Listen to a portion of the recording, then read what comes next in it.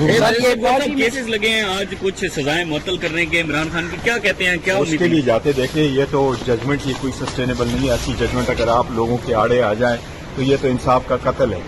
عدلیہ کو میں تو سمجھتا ہوں کہ عدلیہ کو چاہیے کہ جو بھی سیشن جج وہ لگائے ان کو ایک پراپر جو پروسیجر ہے، ایس او پی ہے، اسٹینڈرڈ آپریٹنگ پروسیجر، اس کے مطابق ان کو کہے کہ یہ لوازمات پورے کر کے آپ نے سزا دینی ہے یا ایکوٹ کرنا ہے. جج اگر آپ کو کراس ایگزامینیشن کی اجازت نہیں دیتا، جج اگر آپ کو ایویڈنس آنے نہیں دیتا، جج اگر 14 گھنٹے کی ہیئرنگ کرتا ہے، جج آپ کو میکسیمم 10 منٹ کی بریک کرتا ہے، تو بڑا انصاف کا قتل ہے. ایسا نہیں ہونا چاہیے اور مجھے امید ہے انشاءاللہ عدلیہ اس کا پراپر نوٹس لے. سر یہ بتائیں کہ عمران خان جو ہے وہ چیف جسٹس عامر فاروق پر عدم اعتماد کا اظہار کرتے ہیں، ہر بار انہوں نے عدم اعتماد کیا ہے، بکلا کیوں جو ہے وہ بات نہیں کرتے، وہ اعتماد کا دیکھو اظہار یہ اگر وہ بار بار جیسے بھی ہے لیکن at least there should be an end to every thing.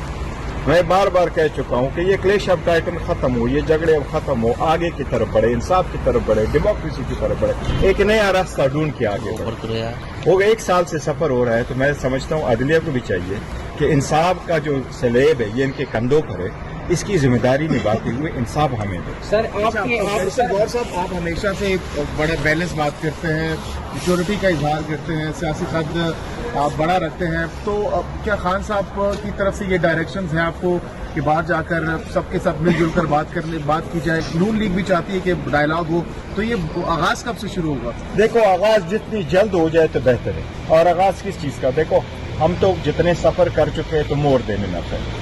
Leadership جیلوں میں، لیڈرشپ انڈر گراؤنڈ، لیڈرشپ بند، کمپین کی اجازت نہیں، ریلی کی اجازت نہیں ہے، ورکر کنونشن کی اجازت نہیں ہے. لیکن ہم چاہتے ہیں پھر بھی اس کے باوجود ہم چاہتے ہیں ڈیموکریسی آگے بڑھے، یہ ڈیریل نہ ہو، ملک کی ترقی کے لیے آگے کام کریں.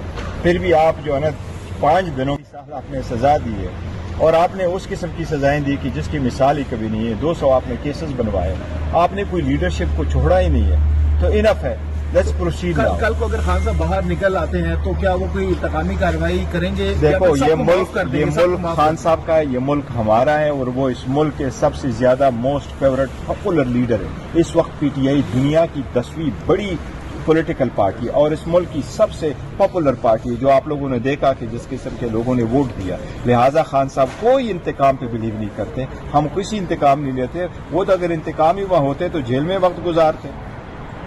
ان کو سزائیں بھی غلط ہے، وہ سزائیں بھی انلیگل ہے، وہ پروسیس بھی انلیگل ہے. سب کچھ بھلا دیں گے، جو ناانصافیاں ہوئی ہیں، زیادتیاں ہوئی، سب کچھ بھلا دیں گے. دیکھو ہم سسٹم کو ریفارم کرنا چاہتے، آگے کی طرف بڑھنا چاہتے. یہ جو آپ سامنے کھڑے ہیں نا، یہ ورکر سپورٹر اور عام آرڈینری پاکستان، یہ آپ لوگوں کا پاکستان ہے، یہ ہمارا پاکستان ہے. اس کو ہم نے آگے لے کے جانا.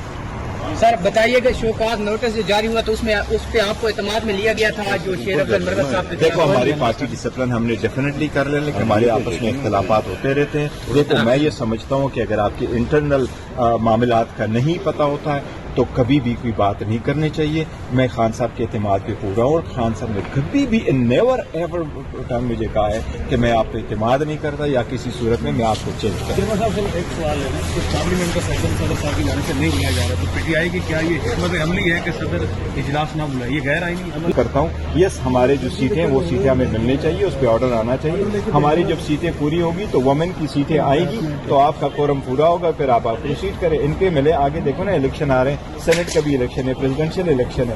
ان سیٹوں کا ہم پہلے دن سے کہتے چلے آ رہے تھے. یہ 227 سیٹ ہے، اس میں ہمارا جو ڈیو شیئر ہے الیکشن کمیشن